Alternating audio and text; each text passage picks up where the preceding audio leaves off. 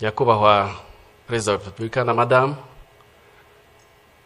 mbashimiye uyu mwanya mu mpaye kugira ngo bagezeho ubuhamya bwanjye n'inzira yo kurokoka Jenoside yakorewe Abatutsi. Nitwa Mutangwa Freddy. Muri Jenoside nari mfite imyaka 18. Banyiciye ababyeyi, banyicira abashiki banjye bane, babiciye mu cyahoze ari komine Mabanza, ubu ni mu karere ka Rutsiro mu murenge wa Mushubati. Munyemerere ntangire ubuhamya bwanjye ku mateka y'ababyeyi banjye. Muri 1973 ubutegetsi bwari buriho bwisha Abatutsi, abanyeshuri ndetse n'abakozi b'Abatutsi barameneshejwe mu kazi kabo. Data nawe wakoraga muri Caritas hano i Kigali, nawe yarameneshejwe, gusa yagize amahirwe ahungira mu gihugu cy'u Burundi.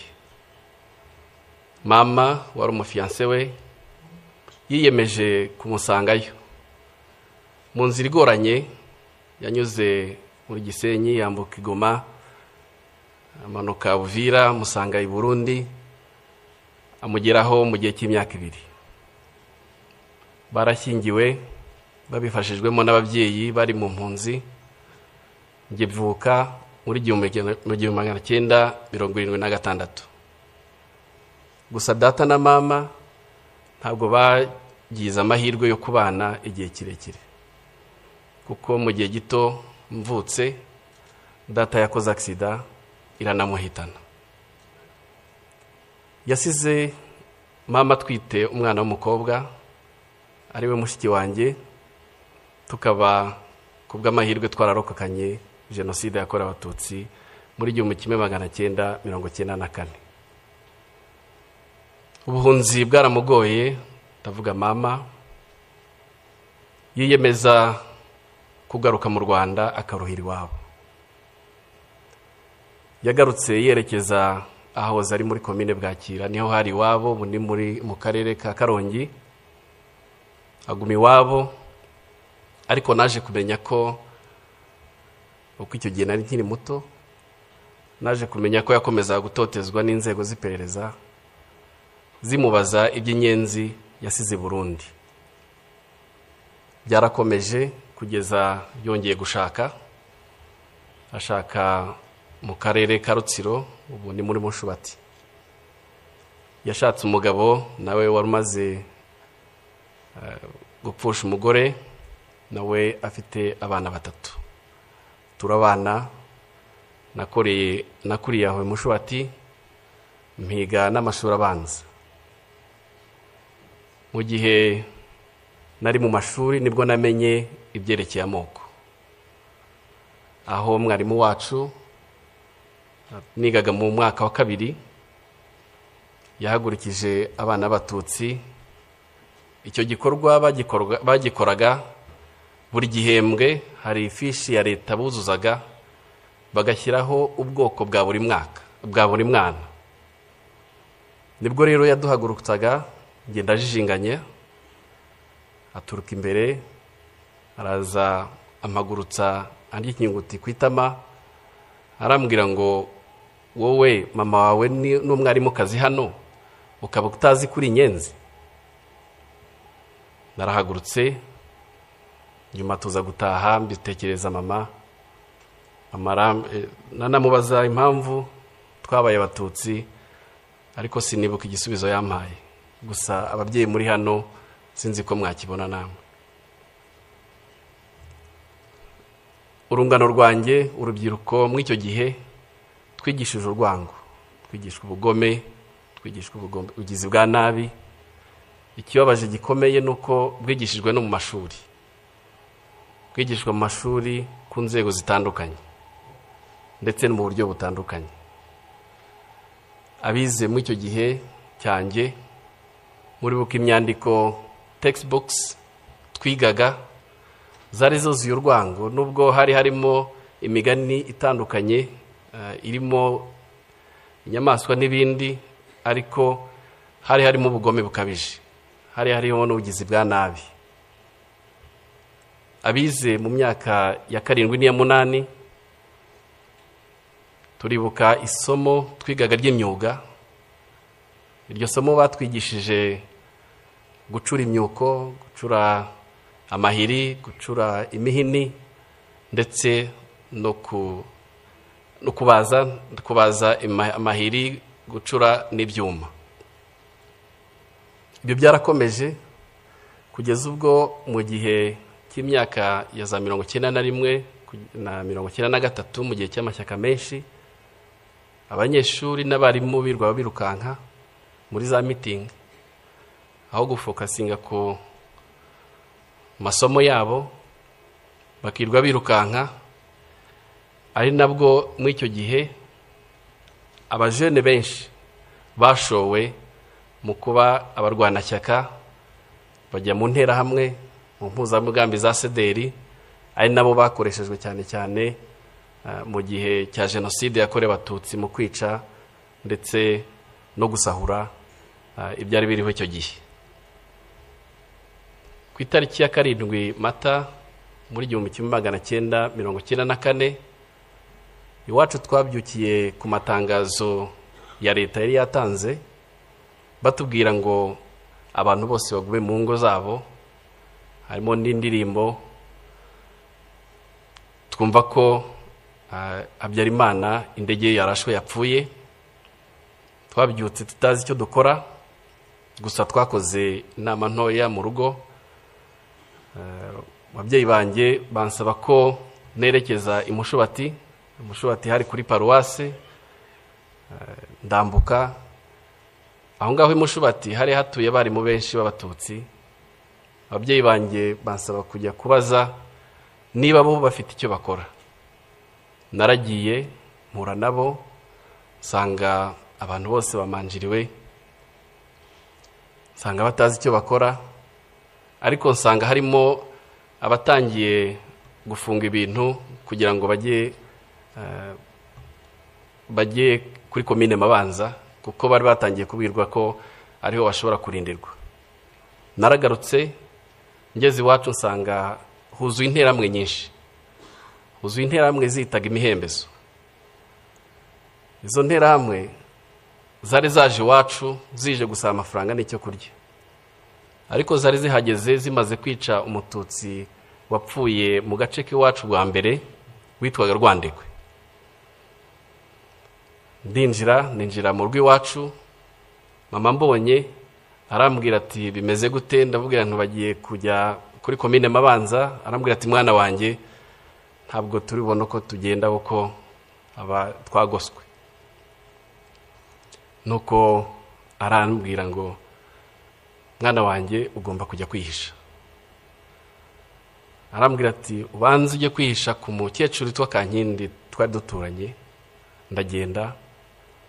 Nyuma y'igihe gitoya Kankindi anjyana ku nshuti yanjye yitwaga Pierre, twiganaga mu mwaka twiganye muri primaire. Narahagumye. Nizo nterahamwe zakomeje gutera mu gihe cy'iminsi 6. Buri mugoroba mama yazaga kundeba, akampumuriza, akambwira ko bakiriho. Ku itariki ya 13 z'ukwezi kwa 4 mama yaje kundeba ni mugoroba, ariko aza yahindutse, nkabona mu maso handitse pe. Araza turicarana, anzanira amatunda yari yeze ku rugo rw'iwacu. Arambwira ati mwana wanjye reka twicarane dusangire. Ndatangira, ariko mukanya andeba mu maso, arambwira ati mwana wanjye nurokoka uzaba umugabo. Nta kindi yambwiye. Hashize akanya yarahagurutse aragenda, ati ngiye kureba abandi. Nukuri yarazi icyo avuga, kuko ibitero byari byariyongeye iwacu. Kuko ku itariki ya 14 mu gitondo z'ukwezi kwa kane wari burumestre wa Mabanza witwaga Bagirishema Inyasi cyaje kumbabaza nuko urukiko rwa Rusha rwamugize umweru ngubu yibereye mu France. Yaje iwacu aravuga ati abwira intera hamwe zari ziraho n'izindi zakomeza gutera, arabwira ati mukureho umwanda.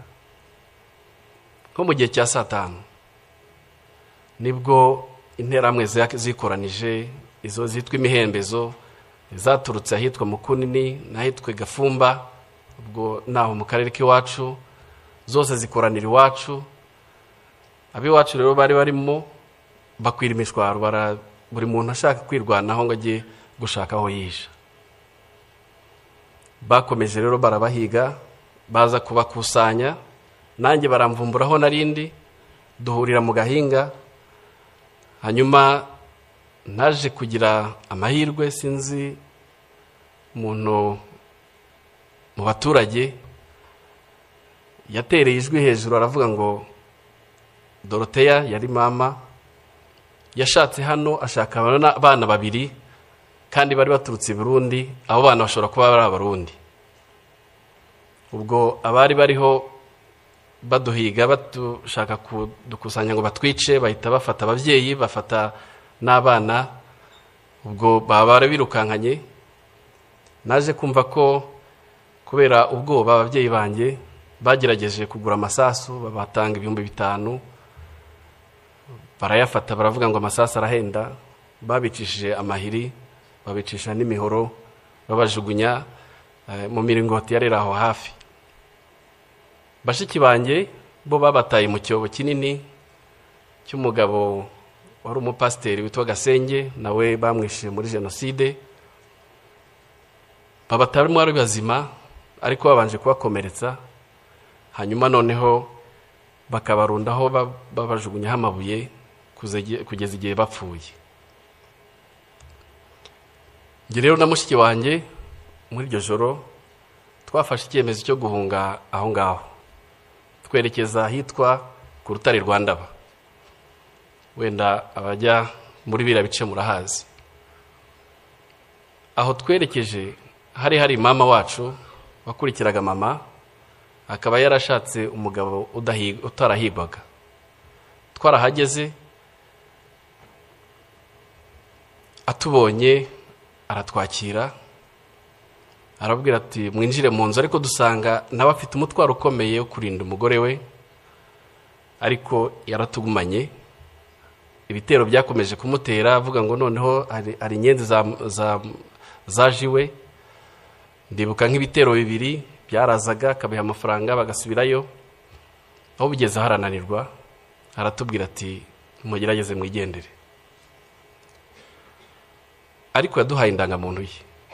Kera mu ndangamuntu bandikagamo abana, yari afitemo abana 2, uwitwaga Ruberi n'uwitwaga Ukwibishaka. Aratubwira ngo bana banjye mugende kuri bariyeri, nibabaza muzabwire ko iyo ndangamuntu ari yaso, harimo ubwoko bw'abahutu. Noneho ubwo icyo gihe nibwo nahinduye izina, nitwa Ruberi na mushiki wanjye yitwa Ukwibishaka. Haraho byadukundiraga kuri bariyeri, bakatwemera tugatambuka, ariko rero n'ahandi byatugoraga bavuga ko ari amayeri y'inkotanyi. Twarakomeje, inzira yatubereye ndende kuva Bimushubati, inzira twayirangirije ikaduha ahahoze ari muri Gikongoro. Twarabahaye tubana mu mpunzi, tubana n'impunzi zari ziturutse Kigali, tubana n'impunzi zari ziturutse Gitarama, ndetse n'abanyeshuri bigaga ku ishuri rya Yave ryari hariya ikaduha. Abo banyeshuri abenshi bakoze jenoside yahabereye, kuko twebwe twasanze barayirangije nko mu Kiliziya n'ahandi, kuko abanyeshuri baturutse Ibyumba bari bafite ubugome budasanzwe, ariko twarabanye. Twagumye aho ngaho kuko hari no muri zone turquoise. Muri zone turquoise rero aho inkotanyi zahagaritse jenoside hirya no hino mu duce muri zone turikwazi bakomeze barica. Indi uzakomeza kuvuga bavumburwa abantu buri munsi, abari babahishe batangira no kwica abahutu bari bahishe abatutsi icyo gihe. Byarakomeje kugeza aho muri nageze nko muri bigeze nko mu kwa karindwi hagati, ntabwo twari tuzi ko inkotanyi zahagaritse jenoside, twari twihebye. Hanyuma nahavuye hari umwana w'iwacu w'imushubati wigaga aho ngaho, ngo yaraje gutwara ibintu bye, turakubitanye, ahamagara izina ryanjye nyaryo rya Freddy. Mbona impunzi zose zitangiye kundeba, ariko kubera ko bari bazi ko nitwa Ruberi, mbona bitangiye kunkomerana. Nibwo ku mugoroba nafashe icyemezo, kuko twari tuzi ko inyuma wambutse uruzi rwa Mbirurume hari inkotanyi. Nafashe umwanya mw'iryo joro ndagenda, bwagiye gucya nambutse uruzi, nambuka uruzi izuba ritangiye kuza, mbona abantu hakurya, ngenda mbasanga, kumbe bari inkotanyi. Bagezeho mpumagira, nasanze ari abana b'abasore babiri, abahungu b'abasore. Barambwira ngo urava ukajya he? Ndabwira nimvuye mu mpunzi. Batekerereza uko byagenze nuko nahageze. Ijambo rya mbere rimpumuriza naryumvise uwo munsi. Barambwiye ngo ubu ntugipfuye. Ati sugiye he? Ndumva ngiye Kigali. Ese hari umuntu hazi? Nti ntawe. Noneho barambwira ati mu kanya hari imodoka ya Croix Rouge iri bunyure hano, turayigutegera. Noneho imodoka ya Croix Rouge nko mu masaha 2 ibirahanyuze. Imodoka impa lift bangeza muri gare. Umushoferi arambwira ati muri gare ni hano. Nari narahageze rimwe kera. Noneho ntangira gutekereza aho ndi bwerekeze. Nza kwibuka ko hari data wacu wari utuye Gikondo Sejemu. Noneho ndavuga reka ngeyo kuko nari narabasuye muri 92 njyayo. Mpageze nsanga baramwishe ari amatongo. Kubwo ari bwije ndara mwayo matongo. Aho rero niho numvise ntekereza ijambo umusirikare w'inkotanyi ambwiye, ntekereza aho ndaye mu matongo. Aho niho natangiye gutekereza ku buzima. Ikindi gihe numva ntaratekerezaga. Ntekereza numva mfite agahinda kenshi, ngatekereza abiwacu, ariko none cyamvunaga kurushaho ni mushiki wanjye nari nsize mu mpunzi. Ntiyanamenye nuko nagiye. Igitangaje kandi nayo mateka ntiturayaganira. Sindamenya icyo we yatekerezaga, nta nubwo yamenye uko byangendekeye ngeze i Kigali. Hanyuma bukeye nza kuza ngaruka muri gare, ndongera ndambuka mva Sejemu nza hano muri gare hano Kigali. Ngira amahirwe akomeye, mpura n'umuntu wari umushumba w'ahantu hafi y'iwacu, yari yaraje i Kigali. Arambwira, arampobera, turahoberana. Ntiwararokotse? Nti nararokotse. Arambwira ati hari abahungu b'imushubati, ngwino nkwereka ahantu nabo barokotse, ngwino nkwereka aho bari. Ndagenda ndarayo, turahoberana, turishima.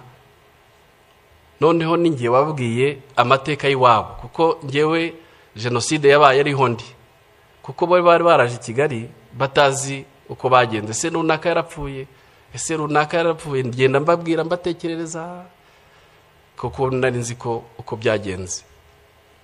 Hanyuma rero naje kugira amahirwe, mpura na data wacu wari warahungiye Burundi, ahungutse arancumbikira, ubuzima butangira gutyo. Ariko yaraturanye n'umusirikari witwaga Mutabazi, yari umukapiteni niko yambwiye. Ndagera mutekerereza ko nasize mushiki wanjye mu mpunzi. Arambwira ati nyine akora nk'inkotanyi, ati mu mpunzi taho hano ni nko kuva hehe nahagana he. Ndamutekerereza. Buke mu gitondo aramfata anjyana aho ngaho, ni nawe wamfashije kugira ngo mushiki wanjye ashobore kuva mu mpunzi hariya, nawe muzana i Kigali. Kuri yo byari igitangaza kongera kumbona. Hanyuma rero nyakubahwa Perezida wa Repubulika, ndagira ngo mbashimire. Inkotanyi zatubwiye kubaho, tubaho. Inkotanyi zaduhaye icyizere cyo kubaho, kandi turiho. Muri icyo gihe mushiki wanjye akimara kuboneka, nibwo natekereje gusubira mu ishuri, kuko nacyo nshimira leta y'ubumwe yagiyeho icyo gihe, yuko yagerageje gushyira ibintu mu buryo. Amashuri aratangira, nongera kumva yuko ishuri ry'iwacu aho narigaga Kirinda hongeye gutangira, nsubirayo. Nagezeyo nsanga hari abana b'imfubyi benshi bihebye, batazi,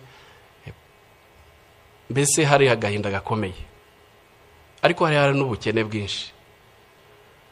Leta rero yatubereye umubyeyi. Leta yatubereye umubyeyi, iradushyigikira,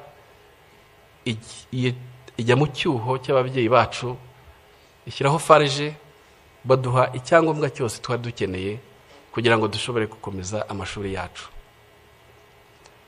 Ndagira ngo mbashimire umusingi leta yacu yaduhaye wo kubaho. Ni igihango gikomeye tudashobora gutatira. Ni igihango gikomeye tugomba kwigisha, kandi twigishana n'ubu n'abana bacu. No kuri icyo gihe mu bwihebe nk'ubwo ngubwo, nta nubwo twambaraga ngo tuberwe, ariko turambara tukaberwa. Ikindi, twabaye abagabo. Rya jambo rya mama, nzi neza yuko ababyeyi benshi baribwiye abarokotse benshi. Twabaye abagabo. Bahumvugira aha, mfite ndi umugabo, narashatse, mfite abana 5. Nyakubahwa, munyemerere agace gasigaye gatoya kavuga mu Cyongereza. Your Excellency, I would like to continue my testimony in English. I want to share my testimony, but also my experience of working here at Kigali Genocide Memorial. And I want to share with you what this memorial means for me. This memorial has been more than a workplace. It's my home. It's a home for me. Working here has transformed me deeply. Trying to learn and understand my history, the history of my country, explain the root cause of genocide against Tutsi, trying to share the transformation journey of my country from the ashes of genocide to a peaceful nation. It has been a very positive journey for me. But this memorial has a huge meaning for the international visitors that I receive all day, every day. This memorial provides an historical clarity. They come here to learn and they bear witnesses. They go back transformed. They're transformed by what they see and what they hear. They take these stories, our stories, the stories of genocide, the stories of reconstruction, across the borders and through generations. I want to extend my profound gratitude to the government of Rwanda for establishing the memorials around the country. It is such act of humanity. While the perpetrators, they left their victims unburied, no respect, no dignity. They attempted to erase their humanity by establishing the memorials, such as Kigali Genocide Memorial. It's a profound and a powerful statement that they failed. The memorials here, the memorial here at Kigali Genocide Memorial, It's a place of healing for my fellow survivors, by myself as well. To conclude, through our pain, we find a purpose of life. Through commemorations and remembrance, a date like this, Your Excellency, you never miss for the last 31 years. Through your message, comforting message, and a powerful and profound message, Your Excellency, we find our strengths. This is what means memorization for humanity. Acknowledging the past, the dark past of our history, but also affirming our commitment to light. Murakoze cyane kunyumva. Murakoze mwese kuntega amatwi. Dukomeze twibuke kandi twiyubaka. Murakoze.